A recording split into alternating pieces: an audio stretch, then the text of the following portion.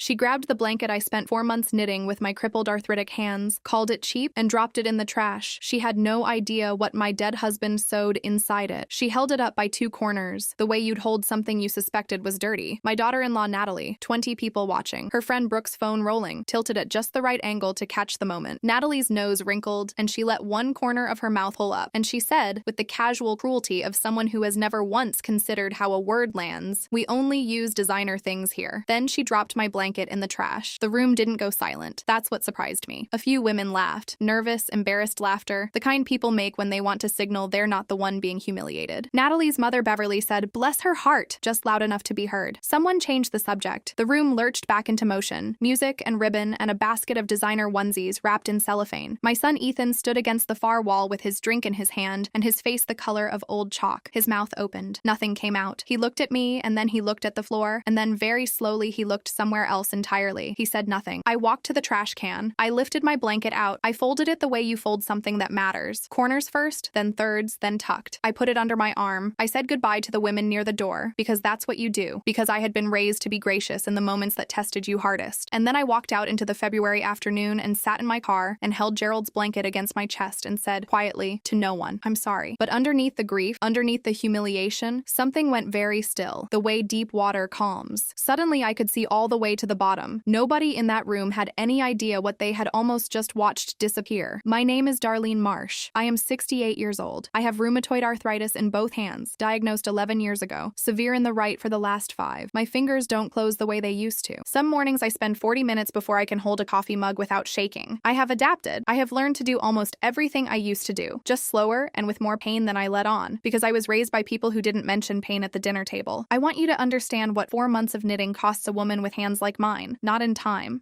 I had. My husband Gerald had been dead for 10 months when I started that blanket, and the house in Crawfordsville, Indiana that we had shared for 38 years was large and quiet in a way that rang like a bell that never stopped. I had time. What the knitting cost me was the daily decision to keep going. Every row was a conversation with pain that I had to win before I could move to the next one. My occupational therapist had advised against extended knitting projects. I told her I understood, and then I went home and kept going, because Gerald had asked me to make something, and I did not know how to let Gerald down even now that he was dead. I need to back up, because the blanket is not the beginning of this story. The beginning is a Tuesday in April 3 years ago, when Gerald's oncologist used the phrase, "no further treatment options," in a voice so practiced and gentle that it took me a full 30 seconds to understand what he had said. Gerald Marcus Marsh, 69 years old at the time of diagnosis, retired high school history teacher, 31 years, Chicago Cubs fan in the way only men who grew up in central Indiana become Cubs fans, with an almost philosophical acceptance of disappointment. He could build anything with his hands. He had a voice like a radiator coming on in an old house. He called me Dar, always, every day of our 43 years of marriage, the way some people say hello, reflexively, warmly, as if your name was the word they reached for first. The week before he died, when the hospital room had gone quiet and the family visiting hours had thinned out and it was just the 2 of us in the lamplight, Gerald asked me to get the old cigar box from the top shelf of his closet at home. He described exactly where it was. I had seen that box for 3 decades and never opened it because Gerald was a private man in certain specific ways, and I respected the shape of his privacy. I drove home and got it. Inside, savings bonds, rubber banded by year, going back 30 years, $50 here, $100 there, a $200 one from a year when his school district had given a longevity bonus, every birthday check from his mother before she passed, every small windfall he had ever quietly redirected. He had never mentioned them. In 30 years of shared finances, paying down the mortgage and raising Ethan and replacing the roof twice and getting through the winter Gerald's pension was docked, he had never dipped into that box. The envelope on top said, in his handwriting, "For our first grandbaby." I brought the box back to the hospital room and I sat down, and Gerald told me, with the deliberate clarity of a man who knows he has a limited number of sentences left and is not going to waste them, that the bonds had matured, that together they came to just under $50,000. $47,300 and some change, he said, and he almost smiled at the "and some change," the way he always smiled at precise numbers, like they were a private joke between him and the world. He told me not to hand it to them in an envelope. Money in an envelope gets spent, he said. Money you can see disappears. He had thought about this for a long time, the way Gerald thought about everything, slowly, without announcing it, and then with complete certainty. He said, "Sew it into something, make them find it, make it last." That was his request. Not a demand, not a directive. A request the way Gerald always asked for things, as if the person he was asking had a choice, because he genuinely believed they did. I sat with him for another 2 hours that night. He died on a Thursday, 4 days later, at 6:17 in the morning. I was holding his hand. I started the blanket in January, 4 months after we buried him. him. Cream wool from a shop in Indianapolis that I had been ordering from for 20 years. Blue sailboats along the border because Gerald had loved the water. We had taken a trip to the Lake Michigan shore every summer for the first 20 years of our marriage before Ethan's school schedule made it complicated, and Gerald had always stood at the water's edge longer than anyone else, just looking. In the lower right corner of the blanket, I stitched his initials, GM small, deliberate. The kind of thing you'd have to look for, but that would always be there once you knew. On the inside, along the bottom edge, I sewed a hidden pocket, 3 inches wide, sealed with 6 small hand stitches in a thread that matched the wool. Into that pocket, I folded the savings bonds, organized by year, still rubber banded the way Gerald had kept them. 30 years of small decisions that had added up to something real. And one more thing, a letter. Gerald had dictated it in the hospital, the week before he died, pausing for breath between sentences while I wrote in the small notebook I kept in my purse. A letter to a grandchild he had never held and would never hold. He addressed it simply, to you. It covered 3 pages. It talked about the Cubs and about Indiana in October, and about what he had learned in 31 years of teaching teenagers, and about the one summer when he was 22 that he almost did something different with his life. It ended, be curious about everything. Be kind when it costs you. You come from people who tried. Love, Grandpa Gerald. Sealed in a small envelope, written across the front in his handwriting, which I had practiced copying until I could do it cleanly, to be opened at 18. $47,000 and a dying man's last words. Sewn into something a young woman would stand up in a room full of people and call cheap. I had met Natalie Volpe, Natalie Marsh now, at the dinner Ethan arranged when they had been dating for about 6 months. She was 27 at the time, 3 years younger than Ethan, and she was the kind of attractive that she was clearly accustomed to being treated differently for. She worked in marketing for a small luxury brand out of Indianapolis. She had opinions about furniture and restaurants that she expressed as facts. She called my house when she first saw it so cozy, in a voice that meant something else. I am not going to tell you I disliked Natalie from the start. That would be too convenient, and it wouldn't be honest. What I felt was something more neutral, a kind of watchful uncertainty, the way you feel when you meet someone important to someone you love, and you're not sure yet whether they're going to be good for them. I watched how she talked to the server at the restaurant Ethan took us to. I watched how she handled disagreement, whether she could be contradicted without recalibrating the temperature of the room. I watched whether she ever asked Gerald a question, or whether she talked at him. The pattern, once I could see it, was consistent. Natalie was generous with people who could benefit her, and efficient with people who couldn't. Gerald was 67 and retired and had hearing aids and a laugh that came from somewhere low in his chest, and Natalie was efficient with him. Pleasant. Correct. She remembered his birthday because Ethan reminded her. She did not remember that he taught history, and she asked him once at Thanksgiving what subject he used to teach, despite having been told at least twice. It was a small thing. Most of what Natalie did was small things. The larger things came later. They always do. Ethan and Natalie got married in September, 2 years before Gerald died. Gerald walked with a cane by then, and Natalie had decided, with the quiet efficiency that characterized her major decisions, that the wedding aesthetic was modern botanical, which meant the centerpieces were specific and expensive, and the guest list was tightly curated. My sister Ruth was not invited. She and I had grown up together in this town. She had known Gerald since 1981. The reason Natalie gave was that the venue had a hard capacity. The venue held 220 people. There were 164 guests. I did not push it. I called Ruth and apologized, and Ruth said, in the way of a woman who has known me long enough to read between everything, I understand completely. I understood too. I was just learning what I was understanding. After the wedding, a pattern emerged. Natalie made decisions. Small ones at first. What they served at the first Christmas they hosted, how long family visits should last, which of her friends would be included in holidays, and which of Ethan's would not. Ethan nodded along. He had always been a conflict-avoidant person. I had watched that in him since he was a teenager. The way he would smooth things over rather than stand his ground, how he mistook keeping the peace for making it. He was a gentle person. That gentleness, in Natalie's hands, had become something else. It had become compliance. Gerald noticed. He was not a man who said things before he was ready to say them, but in the last year of his life, when it was just the two of us in the evenings, and he was less careful with his words because he had fewer of them, he said once quietly, I worry about Ethan. He didn't say more. He didn't need to. I put my hand on his, and we sat in the lamplight, and we both knew what we were thinking. When the baby was announced, 6 months after Gerald died, 7 months into my grief, I felt two things simultaneously. I felt the real, uncomplicated joy of a grandmother who had waited a long time for this, and I felt something careful and attentive, the way you feel when something precious is about to be handled by someone whose grip you're not sure of. The baby shower was Natalie's mother Beverly's production, held at a venue in Carmel, Indiana, 40 minutes from Crawfordsville, in early February. Beverly Volpe is a woman who operates on the same frequency as her daughter, but at greater volume. She greeted me at the door with a smile that didn't reach above her cheekbones, and complimented my blouse in a way that implied she was being generous. The venue was decorated in soft sage and cream, balloon arches in the corners, a gift table near the window with a velvet runner. A friend of Natalie's named Brooke had positioned herself near the gift table from the start, phone ready. She had filmed the balloon arch being set up. She had filmed the cake arrival. She was, it became clear, the designated documentarian of the event. I set my my plain cream box on the gift table and found my seat. The women around me were Natalie's friends and Beverly's friends, with a few of Ethan's cousins mixed in. My side of the table, really, though there was no assigned seating. I talked to Ethan's cousin Lena, who is 24 and kind, and had driven down from Fort Wayne. I talked to Gerald's sister Caroline, who was 71 and had bad knees, and had made the trip anyway because she had loved Gerald's whole life and was not about to miss the celebration of his first grandchild. Caroline is the one who knew about the blanket. I had told her in December, when I was 3 weeks from finishing it, sitting at her kitchen table with my tea and my aching hands. I had told her everything: the pocket, the bonds, the letter. She had put her hand over her mouth and cried. She had said, "Darlene, that's the most Gerald thing I've ever heard in my life." She was right. It was entirely Gerald. The gift opening started at 2 o'clock. Natalie sat in the sage green upholstered chair at the center of the room, and Brooke angled in from the side, and Beverly handed her gifts in an order that felt pre-planned. The first 5 were from Natalie's side: a designer diaper bag in buttery tan leather, a cashmere newborn set in ivory, a stroller with a name I didn't recognize that apparently retailed for $1,200, a wicker basket of organic skincare items from Beverly herself, and an embossed silver photo album. Each one was held up and appraised and set aside with visible satisfaction. Then Beverly handed Natalie the plain cream box. "Let's see what Grandma made," Natalie said. That corner of her mouth did something, just barely. The face of someone who has already decided what this is before she opens it. She lifted the blanket out and held it up by 2 corners, the way you'd hold something you weren't sure of. Her nose moved. Brooke's phone was rolling. The room was watching. "That's so sweet," Natalie said. "It's very homemade." Beverly laughed. Bless her heart. I sat with my hands folded in my lap. I am 68 years old with arthritic hands, and I had not flinched when the pain was at its worst, and I was not going to flinch now. Then Natalie stood up, still holding the blanket by 2 corners, and crossed to the trash can near the gift table, a decorative one, brushed gold, placed there for ribbon and wrapping, and held my blanket over it. "We only use designer things here," she said. "For the room, for Brooke's camera." She let go. Gerald's sailboats, his initials in the corner, his 30 years of savings bonds, his last letter to a grandchild he never held, the pocket I had stitched with hands that screamed at me every morning. In a trash can. The room made a sound. Half laugh, half uncertainty. Someone started talking about the stroller. The event moved on. I stood up. I walked to the trash can. I lifted my blanket out. I folded it. Corners first, then thirds. The way you fold something that has weight. I tucked it under my arm. I said goodbye to Lena. I said goodbye to Caroline. Caroline looked at me with an expression I have never forgotten. Something between horror and absolute fury. Completely controlled. I walked out. I sat in my car in the parking lot and held the blanket and said quietly, "I'm sorry, Gerald, but the grief had a floor." I could feel it now. Solid and certain beneath everything else. I was 3 miles from home when my phone rang. Caroline. Her voice was tight in the way voices get when a person is choosing every word with care. "Darlene, I told Ethan. I told him what was inside the blanket." I said, "How much did you tell him?" "Everything." 3 minutes passed. Then Ethan called. "Mom," just 1 syllable, cracked straight through the middle. "I have the blanket," I said, before he could ask. "It's fine. Everything's fine." I heard him exhale like a man who had been holding his breath underwater. Then quietly, "What was inside it?" "The bonds. All of them. And the letter." He didn't speak for a moment. Then he made a sound I hadn't heard from my son since he was 11 years old and had fallen off his bicycle and come inside trying not to cry. Raw, gutted, the sound of someone finally understanding the weight of a thing. "I was right there," he said. "I watched it happen. And I laughed. Mom, I laughed. I let him sit with that. I did not absolve him. He needed to sit with it." "I'm sorry," he said. "I know. What do you want me to do?" "Whatever you say. I mean it. For once in my life, I'll do the right thing instead of the easy one." It was the most honest thing I had heard from my son in several years. It cracked something open that I hadn't realized had been closed. I thought for a moment. Then I said, "One thing. The whole family in one room. I want to give that baby his grandfather's gift properly, out loud, where everyone can hear what it is, and where everyone can understand what almost happened to it." "Okay," Ethan said. "And Ethan, I need you to be there. Not against the wall. Present. Do you understand what I mean?" A pause. "Yeah," he said. "I do. We agreed on Sunday dinner, 1 week out. Ethan's house. He would call his cousins. Caroline would come. Beverly and Natalie would be there because it was a family dinner and because Ethan would invite them without explanation. In the week between, I made 2 phone calls that were not about dinner at all. The first was to my bank, where I had kept the bonds in a safe deposit box since Gerald died. I told them I needed to discuss the process for redeeming savings bonds on behalf of a minor and placing the proceeds in a custodial account. They connected me with an advisor named Dennis, who was patient and clear and very good at his job. We discussed the structure. We discussed what control looked like and what protection looked like, and how you could ensure that money given to a child actually reached the child. The second call was to a woman named Patricia Haynes, a family law attorney in Indianapolis, who had been recommended to me by a colleague of Gerald's. Patricia specialized in estate matters and had, over a phone call that lasted 55 minutes, a way of explaining legal frameworks that made them feel like common sense rather than foreign territory. She outlined a structure that would hold the funds in a custodial account under the Uniform Transfers to Minors Act. The funds would be managed by a trustee, me, and transferred to Ethan and Natalie's son at 18. Not before, not through, not accessible to anyone except the child. On Sunday afternoon, Patricia faxed me a 1-page 9-page document that I folded and placed in my coat pocket alongside the blanket. Sunday dinner was at 5. I arrived at 4:30 because I am always early, and because I wanted to see the room before it filled. Ethan's house was warm and smelled like the pot roast he'd spent the afternoon making. He hugged me at the door and held on a moment longer than usual. His eyes were red at the edges. He had not slept well. I could see Natalie in the kitchen, moving efficiently, her face carefully composed into the pleasant neutrality she wore for occasions that required management. She greeted me with a smile. "Darlene, so glad you could make it," as if I were a neighbor and not his mother, and as if the previous Sunday had not happened. I said, "Thank you for having me," and hung up my coat and sat down. The room filled over the next 30 minutes. Ethan's cousin Lena, two of Gerald's nephews, grown men now with their own children, Caroline, who had driven an hour with her bad knees without complaint. Beverly arrived with her husband Dale, who had the good grace to seem uncomfortable without knowing exactly why. Natalie's friend Brooke was not there. This was not, I understood, a social performance. This was family. Dinner was served and eaten. Ethan was quieter than usual. He refilled glasses and passed dishes and did not meet Natalie's eyes more than twice. The conversation moved the way dinner conversation moves. School, work, weather, the baby's due date, the name they had chosen. James